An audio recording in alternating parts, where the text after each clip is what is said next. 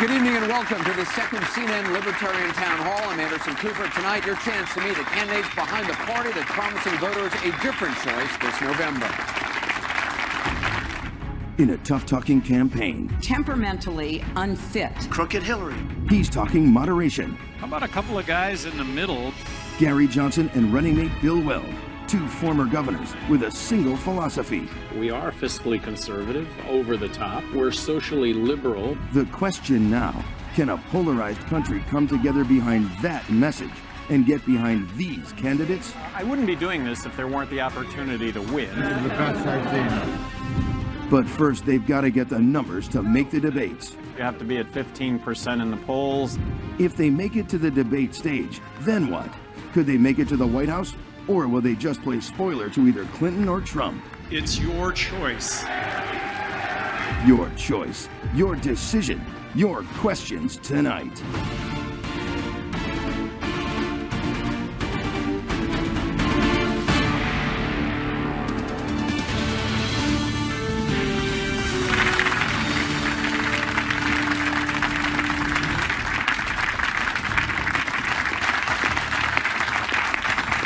And welcome to all of you who are joining us here in New York, across the country, and watching around the world. We're being simulcast tonight on CNN International, CNN en Espanol, CNN Go, and Sirius XM Satellite Channel 116. This is our second Libertarian Town Hall, in no small part because of the growing interest in a third-party alternative. New polling just out tonight shows 12% support for Libertarian nominee Gary Johnson in a three-way race. With us here tonight, some of those voters, Republicans, Democrats, Independents, Libertarians, all of whom share one thing. They say they will not be voting for either Donald Trump or Hillary Clinton, or they haven't made up their mind. They've got questions. Can the Libertarians provide better answers than what the other parties have been given so far? We'll see in the hour ahead. As always, the questions come mainly from the audience. We've looked them over to make sure they don't overlap. I'll ask a couple questions myself, but mostly staying out of the way. Let's get right to it. Joining us right now, the Libertarian presidential nominee, former Governor Gary Johnson of New Mexico, and his running mate, former Governor William Weld of Massachusetts. Thanks so much for being here. So, before we get to the audience questions, I just want to start off with a couple questions really out of the headlines today. We talked about this new poll. Fox News poll shows you at 12%. That's only a three-way poll. The last CNN poll, which was a four-way poll with Jill Stein, showed you at 9%. That's the last time you were here. In our last four-way CNN poll, which came out just on Monday, still had you at 9%. What do you think you need to gain momentum? What more do you need to do? Well, this interview right here is going to push us over 17, I'm sure. So thank you very much, really. But it was 9% before the last town hall, and you're still at 9%. I don't want to knock our ability to do that. No, it's ratcheting up. I mean, we're reaching 25 million people now, social media-wise, and we're raising money, and of course that gives us the ability to push that out, and so all the analytics look really good. You know, there's been a number of high-profile Republicans who have said they're not going to be voting for Donald Trump. You just had Meg Whitman, who is a Republican donor. She's now saying she's supporting Hillary Clinton. Obviously, you saw Mike Bloomberg, who was the independent as a governor, as a mayor of New York, speaking at the Democratic convention for Hillary Clinton. It's got to be frustrating for you that Bloomberg didn't look at you, that Meg Whitman didn't look at you. What is your message to Republicans out there watching tonight? Well, two former Republican governors that got reelected in heavily Democrat states. I think that speaks volumes. And not really frustrated, just understanding how difficult it is to cross over the line if you're an elected Republican or if you've been a former elected Republican. Governor Weld? Well, I think the message to Republicans is that we were two of the most fiscally responsible, i.e. conservative governors in the United States when we served together back in the 90s. Gary and I were good friends then. We're good friends now. But we were each rated the fiscally most conservative governor in the United States. And that takes some doing. We are, socially inclusive, tolerant, whatever word you want. In fact, we've been leaders on those issues. I was all by myself for a decade. Early 90s, as I remember. In the 90s, the very early 90s. 91, I think it was. Lesbian issues, yeah, right when I came into office. So we stand for the proposition, as I said at the Republican convention in Houston in 1992, we want the government out of your pocketbook and out of your bedroom. And I'll tell you, the polling shows that a majority of Americans think that. So So what is it just a question of publicity? Is it just a question of the idea people just don't know what libertarians are? The idea that we should not be at those debates expressing what's a majority point of view in the country can only be laid at the door of the two-party monopoly, the duopoly that has a stranglehold on power in Washington. That's the R's and the D's, who sometimes seem to exist mainly for the express purpose of killing each other. Let's talk about the Republicans a little bit more, because obviously there's huge divisions right now within the Republican Party. I mean, we've just seen yesterday Donald Trump refusing to endorse Paul Ryan, refusing to endorse John McCain. Do you see this as an opportunity for you, what's happening in the Republican side? Well, it's really both sides. I just pose the question, if either Trump or Clinton are elected, that things will be more polarized than ever. Neither side is going to get along with the other.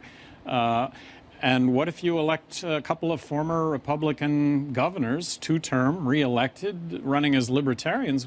What if you elect them as president, vice president, calling out both sides? How can you bring things, if you're calling out both sides, how can you bring things together in Washington? How can you do what a Hillary Clinton or Donald Trump I can't think do? it might be refreshing to have a party that was not terribly partisan holding the White House, and we would hire the best people from the Democratic Party that we could find, the smartest people from the Republican Party that we could find, the best people in the Libertarian Party. And our proposals out of the White House would not say, take that, you stupid D party or you stupid R party. It would be, you know, here's what we think. This is maybe kind of in the middle. Could we come together around this? And the recipients of that information would not feel attacked, so they might be more likely to come to the table because they wouldn't feel like they were going to be made fools of. We're also proposing something unique, I believe, in that we're planning to do this as a partnership. How does that? I mean, that's well, how does it work? Not having separate staffs, not being divided, but really two heads for the price of one, and that it would be a plus for the country. Believing that. It helps that we've known each other for 20 years and sort of chose each other a long time ago to be friends, and then again more recently. This guy was my role model becoming governor. Really, I held him up on a pedestal. So having him as the on the ticket is beyond my wildest dream. I want to hear about your vision of America right now, because we've just come out of the two conventions where we heard very different visions of America. Donald Trump's vision of how things are right now, and certainly Hillary Clinton's as well. How do you see where America is at? I don't think life in America has ever been better. I mean, we get along better, we communicate better, our kids are smarter than ever. We've got issues. I mean, when you look at Black Lives Matter, when you look at the discrimination that is existing, that has existed, but I think we're coming to grips with that. We're communicating better than we've ever communicated before. So we're going to come to grips with this. And we do have issues, but we need to address them. So optimism. The country's in a fine place, and it's still the envy of the world. You know, people envy our rule of law and our economy and the way we conduct ourselves in general. But there's an elephant in the room, which is the paralysis in Washington as a result of the ferocious hatred of the two parties for each other. And I think it's getting in the way of effective policy being made. But I don't understand how you get over that. I know you say you'll hire the best Democrats, you'll hire Republicans, but when you have conservatives who believe any form of compromise is compromising on principles. I mean, that's a logjam. Some people are that way. They're probably not going to be members of our coalition if they think they can't compromise on anything at all. We were red governors in blue states, and we had to, in order to balance the budget, which not everybody wanted to do, we had to reach across the aisle, which people in Washington have shown precious little appetite to do ever since the 1994 election. So when Donald Trump says "Make America Great Again," do you believe America is great? Is never been better? And that isn't to say that we don't have issues, but we should be dealing with those issues. The Governor Johnson, you recently said that if you had to describe Hillary Clinton in one word, the word you would use was beholden. Who's she beholden to? Well, when you look at really, it's just not coincidence, I don't think, that Bill Clinton and Hillary both are making huge amounts of money with these speaking fees. I mean, there are others that look at this, Anderson, or I don't want to throw rocks at this, but really, it's a pay to play. It's just not. So beholden to big money donors, beholden to Wall Street?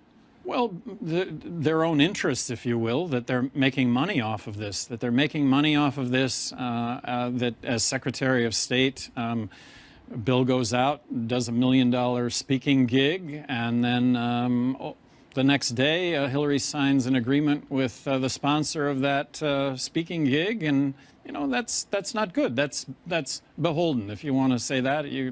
It's smacks of pay to play, and I think it goes beyond just smacks of pay to play, that it's really something that's out there. Governor Weld, I know you've known Hillary Clinton for a long time. I think you shared an office once long ago. Right. Do you agree with that assessment? Is she beholden? Well, I think what Gary has said is factually accurate. My principal beef with the Democratic proposals coming out of the convention is the $1 trillion tax hike. That's with a T. The Tax Policy Center costed out Mrs. Clinton's proposed tax hike at $1.1 trillion. And, like I say, Gary and I both balanced the budget, in fact, cut the budget.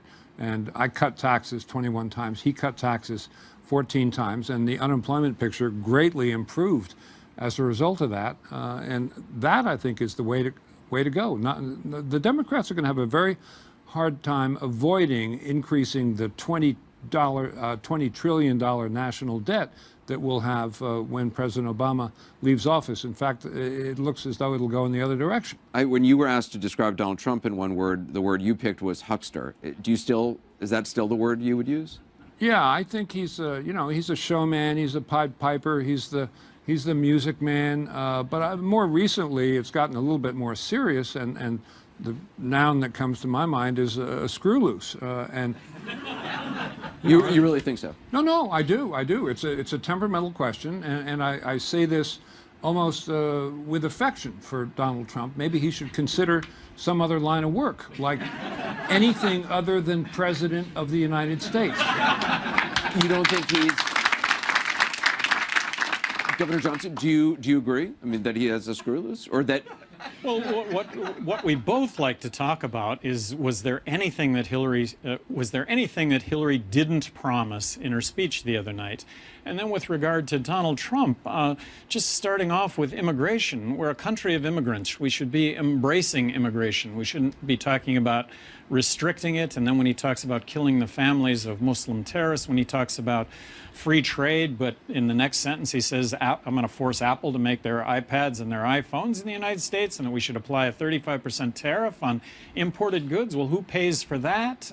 That's really, not a libertarian principle. It's not at all. And I think that unfairly, the world has really connected crony capitalism and free trade. The thought is that it's one and the same, when in fact it's opposite. So we're all about free trade. I want to talk about that issue and a lot more coming up.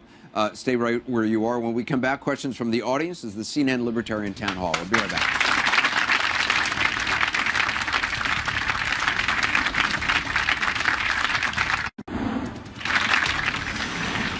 Welcome back. Welcome back to the Libertarian Presidential Ticket. Gary Johnson and William Weld. Time now for questions from the audience. I'd like you both to meet Kimberly Munley. She was one of the responding civilian police officers at Fort Hood. She helped put an end to the mass shooting there that left 13 people dead. She was shot 3 times in exchange of gunfire. Her femoral artery was severed. Her knee was shattered in more than 120 pieces. She's currently the president of Step Up for Soldiers, which is a nonprofit that helps disabled veterans adjust to a post-war environment. She's an independent, and she's undecided. Welcome. Thank you. My question is, since the November 5th, 2009 attack, there have been numerous terrorist attacks since then, both stateside and abroad. And my question is, what is your view on the threat of Islamic terrorism, and how do you plan on keeping our citizens safe and fight the threat while downsizing our military force numbers? Well, a couple of things is a recent poll came out last week among active military personnel, which I thought was really significant, who they favored to be president of the United States. And Johnson Weld was favored 39%, Trump 31%, and Clinton 20%. So, hey, we are at war with terrorism, and we will do everything we can to protect the United States from that threat. But we're not going to support regime change, believing that our military interventions, when it comes to regime change, has led to the unintended consequence of making things worse, not better. What about the threat? I mean, here at home, just today, a D.C. transit police officer was charged with helping ISIS. Do you have a plan for dealing with? That's the lone wolf problem. The person copycat, taking cues from ISIS, and I've proposed a 1,000 FBI agent task force, similar to task forces that we had in the Justice Department when I was there under President Reagan. We had one for organized crime called the Organized Crime Strike Forces, and we took out the top 3 echelons of organized crime by concentrating all the knowledge in one place, and tips and hotlines, and you amass the evidence necessary to get either a search warrant or some form of surveillance to make the case to take out the network. And the tragedy in the Omar Mateen case in Orlando at the nightclub was that man had been interrogated twice by the FBI, and when they couldn't make an airtight case on him, they dropped his name from the list, so he disappeared from view. That would not have happened in the days when we were fighting organized crime or even the Enron task force. So that's something very specific you could do that's been done by the Justice Department. But I've seen you talk about 20% budget reductions across the board of the government. Would that include the FBI? And if it includes the military, to the question, how do you cut a military budget at the same time as... The Pentagon itself says that we can cut 20% of U.S. bases. That's the Pentagon itself. That's bases inside the United States. Yes, and outside... Which gets into politics, of course. Well, exactly. Gets into politics.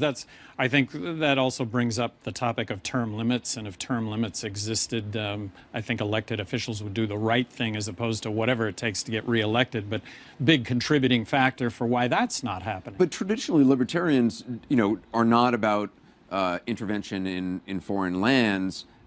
If dealing with Syria, dealing with ISIS, doesn't that require boots on the ground? What I was talking about was purely domestic. Domestic, lone yeah. wolf. And you say, wouldn't that be expensive? Yeah, but it's a top national priority to defeat ISIS and its copycatters in this country. So you do a supplemental appropriation for 1,000 FBI agents. Does that cost money? Yeah, it costs money, but you do what you have to do. Abroad, I think, it's a tougher fight. I mean, if it's a obvious ISIS training platform in South Yemen, and you have a complacent or willing local government, maybe drones is the way to take that out. If it's isolated people, roaming around in hills and caves in Afghanistan, much less appealing. If it's, as Gary was saying, regime change in Syria or Lebanon, where the people we throw in with turn out to be aligned with ISIS, that's extremely unappealing. Would you have gone after Osama bin Laden? Would you have made Yes, would have gone in after Osama bin Laden, and after 7 months, we defeated Al Qaeda. We should have gotten out. We should have gotten out with the caveat that we'll come back if Osama bin Laden raises his head, and that I think we should get out of Afghanistan now. And as difficult as that will be, the consequences being, you could argue, will be horrible. Those same consequences are going to exist 20 years from now, if that's when we decide to get out, or for some that will just stay there forever. So even if it means the Taliban coming back, you still say get out of Afghanistan? Well, the Taliban is there, and I think we're kidding ourselves if we think that hanging around there forever, unless we plan to be there forever. But yeah, the argument that those 8,400 troops have to stay there proves too much, because the rejoinder is, oh, how long are they supposed to stay there? Forever? I want you to meet Eddie Moy. He's a marketing manager from Brooklyn. Right now, he's leaning toward voting for Secretary Clinton in November. Welcome, Eddie. Good evening.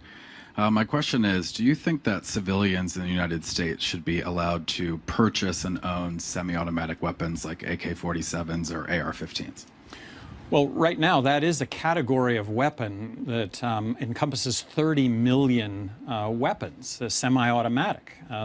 That's 30 million rifles. So let's just say we passed a law that outlawed semi-automatic rifles. I think you'd have maybe half of those rifles turned in, and the other half would be 15 million of those rifles would be owned by law-abiding citizens that are now going to become criminals. I think it's a misunderstood issue. There are no automatic rifles currently allowed for sale. That went away decades ago. So no change in the sale of semi-automatics. AR-15s should still be made available. Well, AR-15 is a class of weapon of which 30 million, there's 30 million semi-automatic rifles. So no change. Right. Okay. I want to bring in Christopher D'Amato. He's an actor from the Bronx. He's a registered independent. He's voting for you this year. Good evening, Governors. My question is, the most frequent argument I come across when telling people about you is that a vote for a third-party candidate is a wasted vote, or even worse, a helpful vote for either Trump or Hillary. So what is your response to the idea that a vote for a third-party candidate is a wasted vote or helpful to one of the two major party candidates, and why is a vote for your ticket not a wasted vote? Well, a wasted vote is voting for somebody that you don't believe in. And if we're going to continue to vote for the lesser of two evils, that's still evil. Governor Weld? Well, as Gary likes to say, we have no problem with people casting a wasted vote. If we get in the debates, we're going to win this whole thing. If you want to waste your vote on Trump or Clinton, be our guest. But I mean, you both talked about your displeasure with the Trump campaign. If at the end of the day, you pull away enough Clinton votes to actually give the presidency to Donald Trump, would that be okay with you, Governor? At this point, that's pure speculation. And, we believe in ourselves and our ticket, and we're voting Libertarian. I want you to meet Jennifer Pelton. She's a lawyer, registered Republican from Westchester County. She says she leans Libertarian. She likes you. She's still not sure if she's even going to make it to the polls in November. Jennifer, welcome. Thank you for being here. I would like to ask both of you, who has been the biggest inspiration for your views, and how has this person influenced you? Well, I've got a lot of role models. My role models are those that have been successful in business. I was really disillusioned when it came to politics, having never been involved in politics before. I found out that my supposed role models weren't necessarily role models. They were individuals more concerned about getting reelected than not getting reelected. So Thomas Jefferson, though, in the category of role models, here was somebody who was genuinely humble in the office, and that's something that I also pledge, is to bring an end to the imperial presidency. We'll be great stewards at the office, but we're not getting elected king and dictator here. Governor Weld? I was going to say Thomas Jefferson as well, because of the restraint with which he approached government. He said that government is best which governs least, and the sum of good government is to restrain men from injuring one another. And he was not somebody out to stake a big empire for himself, quite the contrary. I wrote a piece for the newspapers not long ago saying that Gary Johnson and Bill Weld are just a pair of classic 19th century Jeffersonian liberals, which is what I think our political pedigree really is. Our next question is from J.C. Cooper. As far as I know, no relation to me. She's a law office assistant from Monroe, Connecticut, and she says she's currently undecided. Thank you for having me here tonight. My question is, the next president will most likely need to appoint a few Supreme Court justices. Could you elaborate on the type of judicial philosophy you would like to see in the next justice? Well, that there wouldn't be a litmus test, and that you would look at a judge, a potential judge, as looking at the Constitution from the standpoint of original intent. So really looking and following through with the U.S. Constitution. Bill's got some opinions on this also. Yeah, I mean, Governor Weld, you're a former prosecutor. Do you have a model? Is there a... No, I don't have a model. I'd look for the best legal minds I could find and the whole person. Two of my idols on the court were Hugo Black and Bill Douglas, W.O. Douglas, who you wouldn't have thought that they'd be great justices when they got there, but they were broad gauge people who saw the whole picture, and they dissented in an awful lot of cases where 7-2 votes against them, and they said, no, this shall not stand. This is not the right thing to do, and a lot of their dissents have been borne out in history. But there are... Is there somebody on the current court that you admire? I'd almost rather not pick current names out of the hat. I loved Black and Douglas and John Marshall Harlan and Frankfurter for different types of cases. Okay. Our next question is from Ellis Jeter. He lives in New York City. Hasn't decided whether he's voting for you or for Secretary Clinton. Welcome. Hello. In my sophomore year of college, I was employed at the private religious university that I was attending. when an anonymous person outed me to the school administration and my employer. And on the grounds of religious opposition to homosexuality, I both lost my job and was evicted from my off-campus rental.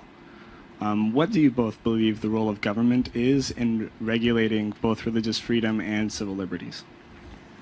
Well, that there be a balance. And right now, I fear that under the guise of religious liberty, that the LGBT community is being discriminated against. Recently weighed in on Utah's law, which I thought was really a balance between religious freedom and LGBT rights. Governor, what was it that back in '91 you were speaking out on this issue? Well, I had worked a lot with the gay and lesbian community during the campaign, and one of my first executive orders, if not the first, was to confer visitation and bereavement rights upon gays and lesbians who were the partners of state workers. I had jurisdiction to do that by executive order. You would have thought that I detonated explosives. It was so far out there. Then I said we had a rash of teenage suicides in Massachusetts from gays and lesbians in high school who had literally committed suicide because they were bullied and harassed so much because of their sexual orientation. I thought that was a problem worthy of systemic examination.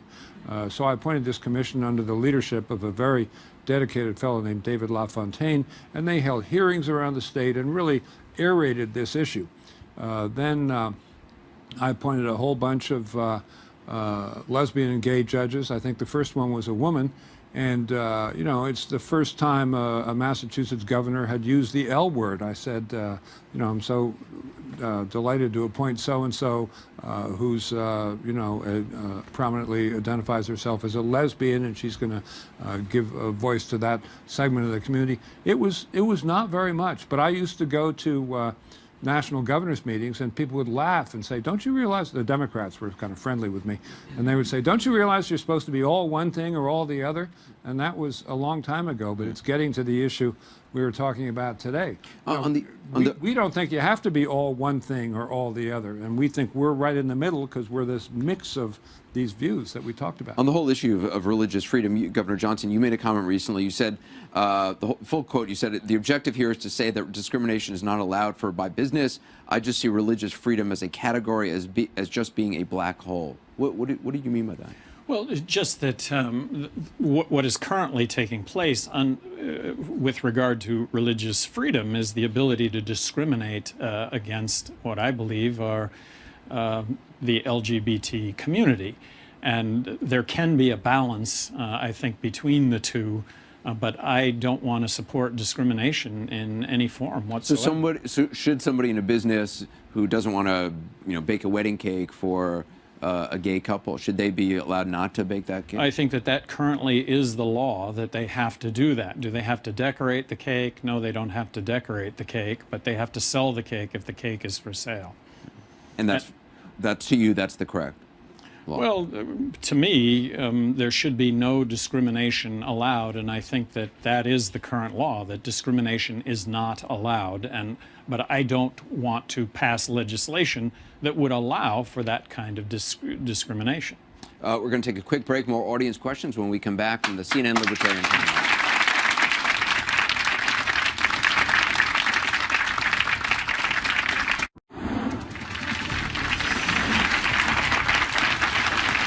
And welcome back. This is CNN second Libertarian Town Hall. We're back with Gary Johnson, the party's presidential nominee, and his running mate, William Weld. I want to continue the questions from the audience. Before we do, I want to ask, you gave an interview to our colleague Ryan Lizza, and you detailed kind of an unorthodox path to victory, basically hoping to deprive Trump and Clinton of getting to 270 electoral votes to throw the election to the House of Representatives. Our pathway to victory is to actually win it outright. And the idea there is to poll and to get in the presidential debates, which... That's critical for you. Well, absolutely. There's no chance of winning without being in the presidential debates. And I based that, too, on last week, a projection that the first presidential debate is going to garner more audience than the Super Bowl. Well, you can't win the presidency if you're not in that game. So our strategy is to win this thing outright, and some extraordinary things have to happen, but has there ever been a more extraordinary political year in our lives? Yeah. Yeah, you picked a pretty interesting one to enter. Let's go back to the audience. Diane Carlson, she's from Englewood, Colorado. She runs a group that aims to protect kids as marijuana becomes legalized. She's a Republican, but she is still undecided in this race. Diane, what's your question?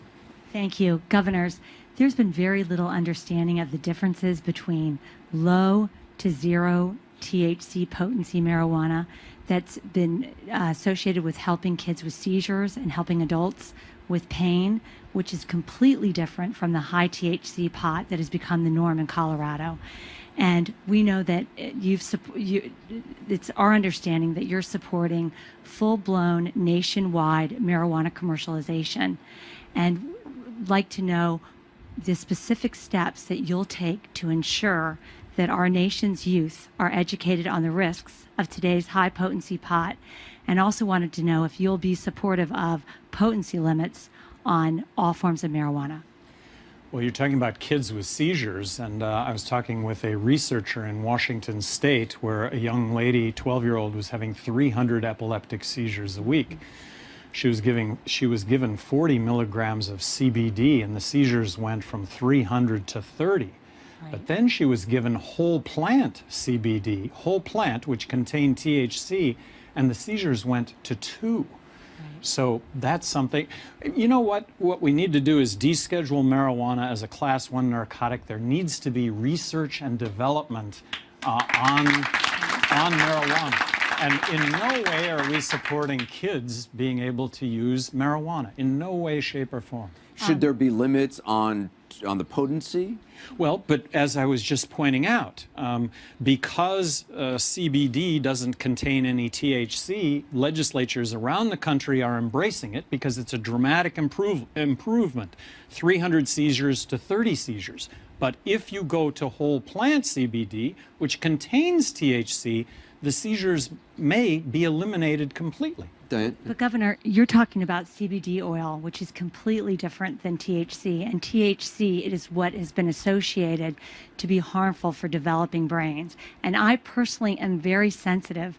My own son had over 80 seizures a day, and I went through that same experience. And I totally understand the desperation of a family to find any cure. Sure. But that marijuana that you're talking about that's tied to Charlotte's oil, that's what's been on the national media, is completely different than the majority of the pot being sold in Colorado today. And it's been very difficult and very confusing to educate on the harms of marijuana in our state because there's a perception that it's completely harmful when we've got marijuana that's up to 95% THC concentration levels, which is unprecedented. You know, in Colorado, there were increases in marijuana-related hospital visits, apparently traffic deaths, school suspensions.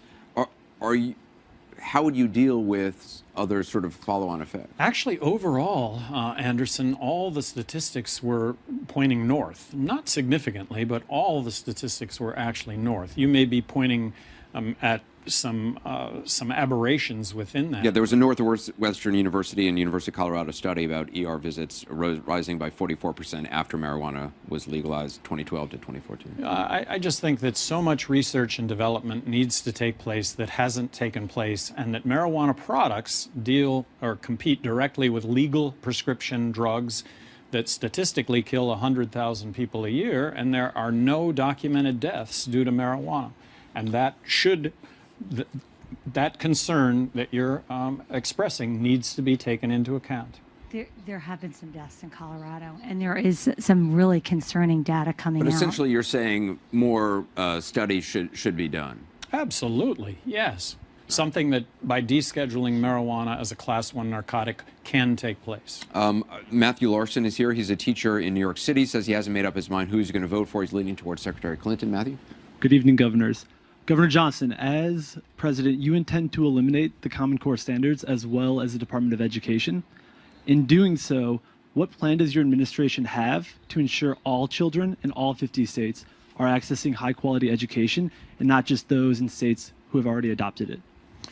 Well, first of all, the Department of Education, I do believe, needs to be eliminated.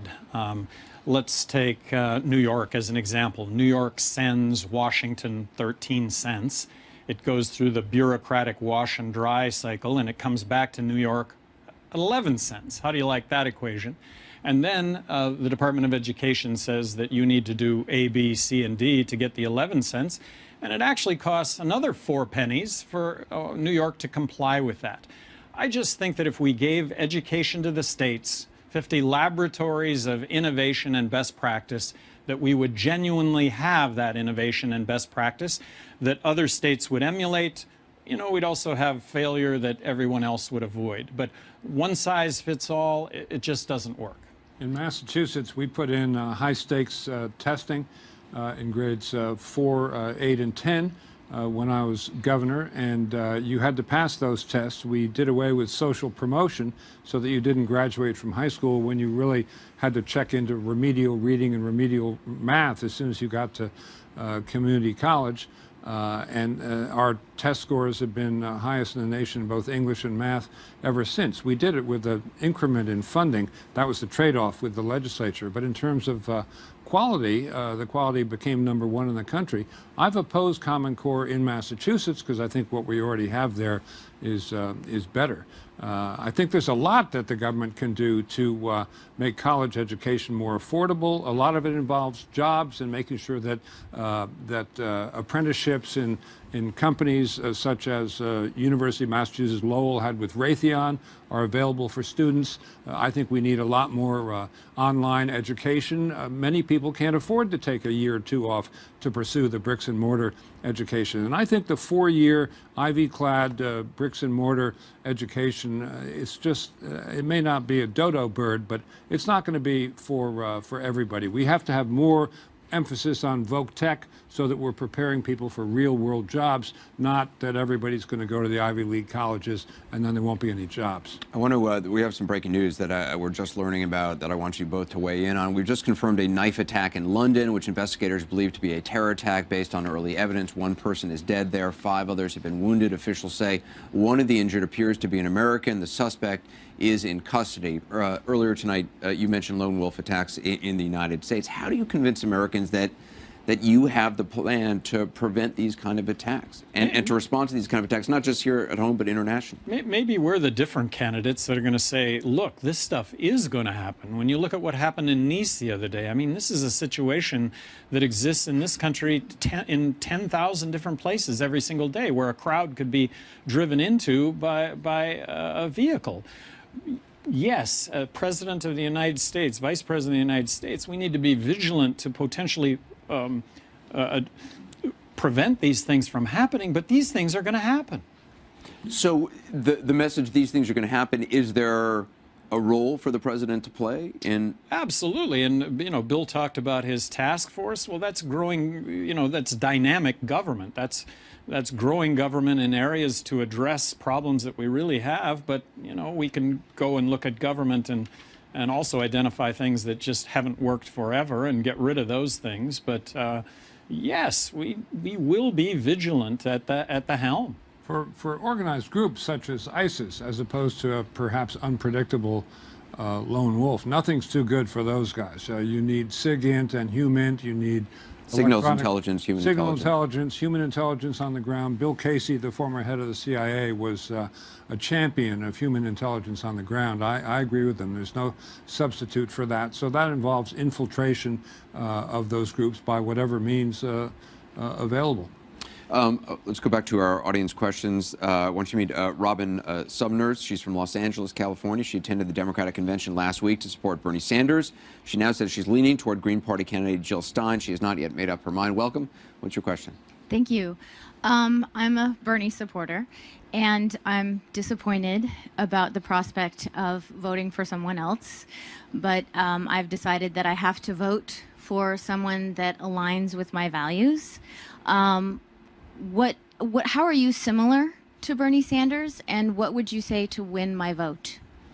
Well, I think Bernie and I are similar on about 75% of what's out there, and of course that would be marriage equality, woman's right to choose, legalizing marijuana. Let's stop with the military interventions, that crony capitalism is alive and well. But from an economic standpoint, here's my hypothesis, and I might be wrong. If Bernie supporters are really looking for income equality, I don't think that is something that government can accomplish. Taking from Peter to Rob Paul, that's an equation that Peter really loves. But if Bernie supporters are looking for equal opportunity, I think that that is something that can be accomplished. And as governor of New Mexico, arguably having vetoed more legislation than all the other governors in the country combined, I vetoed a whole lot of legislation that wasn't about equal opportunity. It was about giving a continued upper hand to those that could pay for influence and the ability to game the system, if you will. So in politics, you can definitely stand up against gaming the system. In politics, you can definitely stand up for equal opportunity. I want to ask you about fundraising. Donald Trump announced today he raised $80 million last month. Hillary Clinton raised $90 million. How do you compete with numbers like that? I think your last filing that I looked at today said you raised a total of $1.4 million since you announced, not last month, but since you announced. I mean, how do you compete? Well, I've been more or less in charge of the individual fundraising as opposed to the web-based fundraising. I'm told you actually like I like fundraising. I was Pete Wilson's national finance chair when he ran for president. What do you like about it? It's got to be, I can't imagine, it's got to be the most miserable thing, making those calls. If you can't sell yourself, what can you sell? You know, we shouldn't be in this business if we didn't want to sell ourselves. But I've noticed a distinct uptick in our fundraising. That's just me on the telephone. And on a good day, I'll do the better part of $1 million in a day. And the web-based fundraising that Gary knows more about is also picked way up. But beyond that, when you get further down the election cycle, it's not like the old days where if somebody had a 2-to-1 edge in their campaign account that they were going to win the election on that account. Not with the amount of free publicity from the debates and the fact that campaigns can move 10 points in the polls based on something going viral on the web. Those things didn't exist. So to get in the debates, what do you have to be at, what, 15%? Yes. So critical that you move up a little bit more in the polls. But you're not. Well, and money's part of that. Next reporting session, I think you're going to see significant jump in our fundraising. But no, it's not going to be in line with Trump or Clinton. But to me, that just speaks volumes of what we are generating on the amount of money that we have. I mean, this 12% poll here by Fox today, just now. Wow, we'd do the same thing in office, you know, providing the best bang for the buck. This is Mohammed Shaker. He's a college student, a Muslim American veteran. He also is chair of the Republican Liberty Caucus of Tampa Bay. He's leaning toward voting for you both. Mohammed, what's your question? Governors, thank you. I'm a Muslim, an American, and I'm a veteran. I'm also a Republican, and I believe the government needs to abide by the Constitution. I'm not going to vote for Donald Trump, and I'm not going to vote for Hillary Clinton. Why are you a better choice for somebody like me? Well, that perhaps we do encompass the best of what Republicans are supposed to be about, which is smaller government, and they don't do a very good job at that. And perhaps we're really good at civil liberties, something that Democrats haven't stood up for, mandatory sentencing, and the fact that we have the highest incarceration rate of any country in the world, and that we continue to militarily intervene. We both reject the notion that libertarians are isolationists. We're not isolationists, we're non-interventionists. We don't want to get involved in regime change that really has the unintended consequence of making the world less safe. Let me just say that I thank you for your service. I listened to everything you said, and I really, really want your vote. We will see, Governor. If I could just throw an arrow in the air, to me the real reason might be that we're decent people. We are both inclusive to the tips of our toes, great big open, loving, if you will, society, and we know that this country has always been a melting pot. We know that's the strength, the sinew of this country, and we want to keep it that way. You know, Governor Johnson, I've heard you use some words tonight I don't think I've heard a politician use in a long time. At one point you said, I may be wrong, which I haven't heard a politician say that in a long time. And just now you said, well, perhaps we're this, and perhaps we're, you know, those are your. Well, I haven't heard a politician sort of. He's just an elegant guy, Anderson. Well, no, but I mean, it's rare to hear someone and say, you know, maybe I'm wrong, but this is what I think. Well, if you tell the truth, you don't have to remember anything. That's been a credo of mine forever. and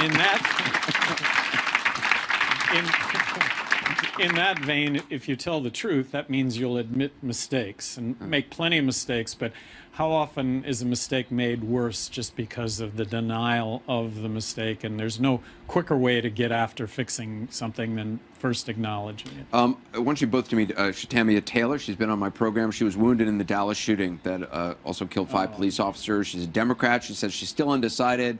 I'm so glad you are here tonight. Thanks for being here. What's your question? Good evening. I was shot in the leg during the protest, teaching my 4 sons about peaceful protesting and coming together in the African American community and how we can show unity. As a white man in America, what is your, how do you feel about the Black Lives Matter movement?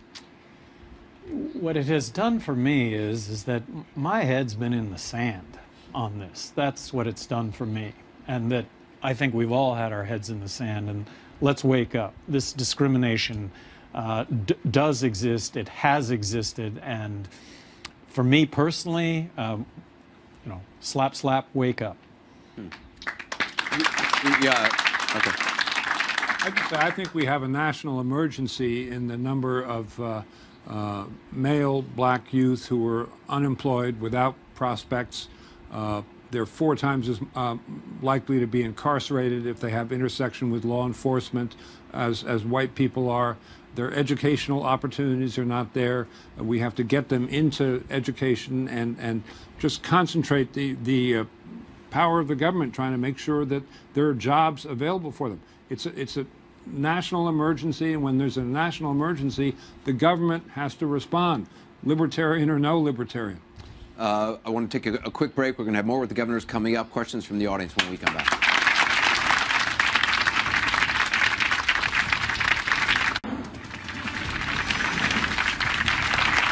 And welcome back to the CNN Libertarian Town Hall with candidates Gary Johnson and William Weld. I want to go to the audience. Gary Denoyan is an attorney from Long Island. Even though he's a registered libertarian, he's currently leaning toward voting for Donald Trump. Gary, welcome. What's your question? Thank you, Anderson. Good evening, governors.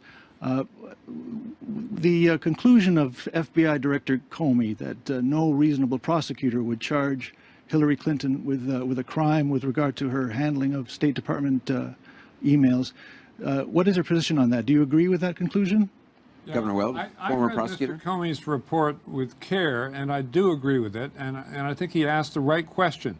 Would a reasonable prosecutor bring this case? And my conclusion was there was insufficient evidence of criminal intent. Under Justice Department rules, you're not supposed to indict a case unless you're persuaded that the admissible evidence is sufficient to obtain and to sustain on appeal a conviction by an unbiased jury. And I don't think that test was met in this case. And Jim Comey is quite a distinguished Deputy Attorney General before being made Director of the FBI, and I think he came to the right conclusion. And this is not a layman speaking. That was my field for a long time. Governor Johnson, I want to ask you, last Sunday, Secretary Clinton gave an answer to Chris Wallace about her emails that fact checkers said was not true. Given that, do you understand why some 64% of registered voters find her untrustworthy? Yeah, totally. I totally get it.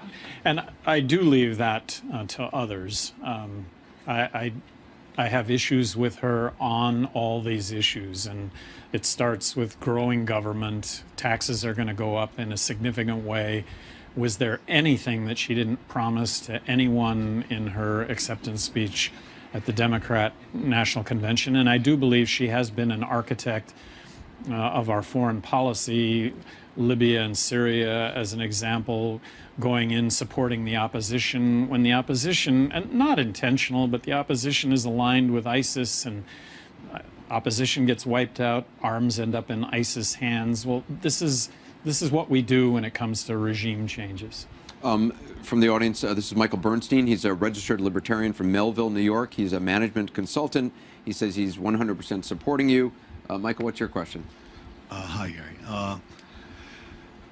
Embracing a libertarian policy framework usually involves examining our society's vices. And, we hear a lot about the legalization of marijuana, but we don't hear a lot about more hardline libertarian positions, such as the legalization of sex work in the United States. Where do you fall on some of those more hardline policies? Do you support the decriminalization of prostitution? Well, that ends up to be a state's issue. And if you look at that issue, Nevada has done it. Prostitution is not something that I ever intend to enlist those services. But if I were someone to do that, where would you do that? Well, I think you would do that in Nevada, where you would know that you wouldn't catch a sexually transmitted disease, that it would be safe. The Libertarian Party platform says individuals own their bodies and have rights over them that other individuals, groups, and governments may not violate. And later it says we favor the repeal of all laws creating crimes without victims. So you say leave it up to the states? Well, I agree with that. I agree with that statement. Yes. So you favor repealing? Do you think prostitution is a victimless crime? Do I think currently prostitution, the victim are the prostitutes? I mean, there are a lot of victims in prostitution currently. People used to say when I brought public corruption cases that was a victimless crime. Far from it. The public is the loser big time in those cases. You just can't see the crime being committed when it happens. This is Abigail Sharkey. She's a student at Columbia University. She's leaning toward voting for you, Governor Johnson, and you, Governor Weld. What's your question? Thank you. Governor Johnson, as a collegiate athlete, I share and appreciate your personal commitment to living an active and healthy lifestyle. Yet there are many Americans who are shortening their lives and the lives of their children through unhealthy eating habits. Do you believe that the government has a responsibility to fight the obesity epidemic? Well, that government has a role. I applaud Michelle Obama when she brings out this issue.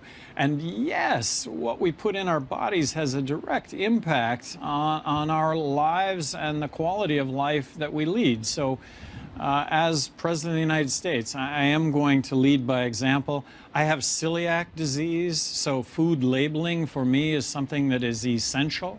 I'm allergic to gluten.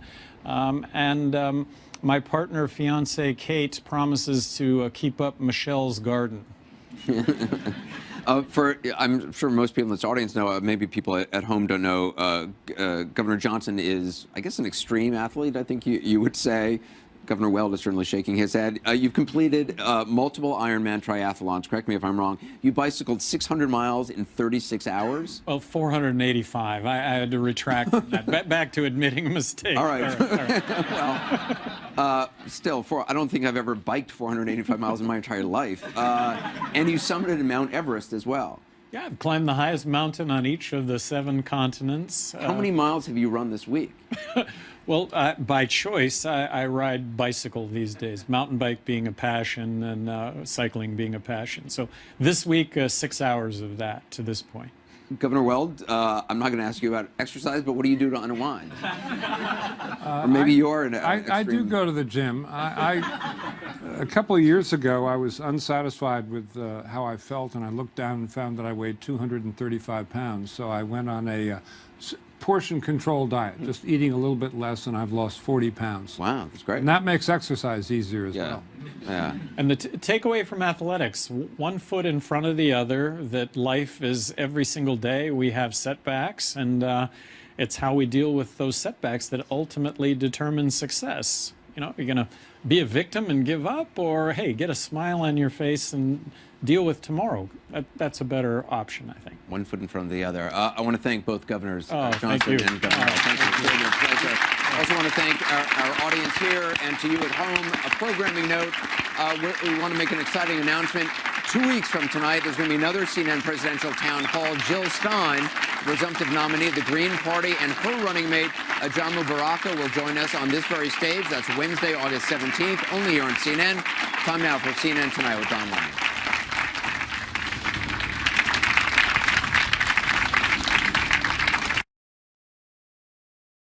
All right, Anderson, thank you very much. You just